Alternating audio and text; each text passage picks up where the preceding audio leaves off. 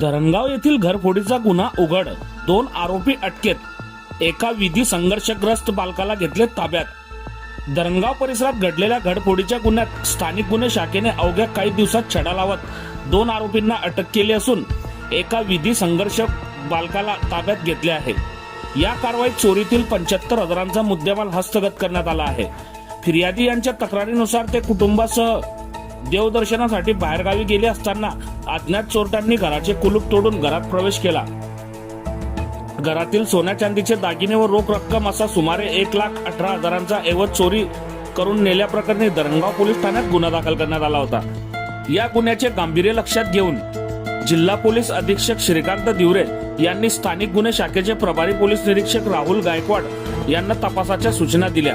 त्यांच्या मार्गदर्शनाखाली विशेष पथकाने सीसीटीव्ही फुटेज, गोपनीय माहिती व तांत्रिक विश्लेषणाच्या आधारे तपास करून संदीप थोरात वय वर्ष 26 व कार्तिक उर्फ बाबा महाजन वय वर्ष 20 दोघे राहणार एकतानगर संजयनगर धरणगाव यांना अटक केली।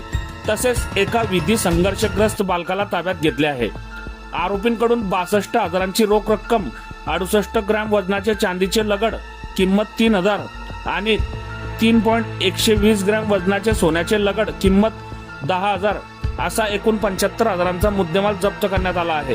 ही उल्लेखनीय कारवाई पोलीस अधीक्षक श्रीकांत दिवरे, अपर पोलीस अधीक्षक अशोक नकाते, उपविभागीय पोलीस अधिकारी सुनील पाटील, चोपडा विभाग यांच्या मार्गदर्शनाखाली स्थानिक गुन्हे शाखेचे पोलीस निरीक्षक राहुल गायकवाड यांच्या नेतृत्वाखाली पोलीस उपनिरीक्षक Santosh Pawar, police head constable Vishnu Birade, Deepak माडी, रवींद्र पाटील, ईश्वर पाटील, रावसाहेब पाटील, महेश सोमवंशी यांच्या पथकाने केली आहे।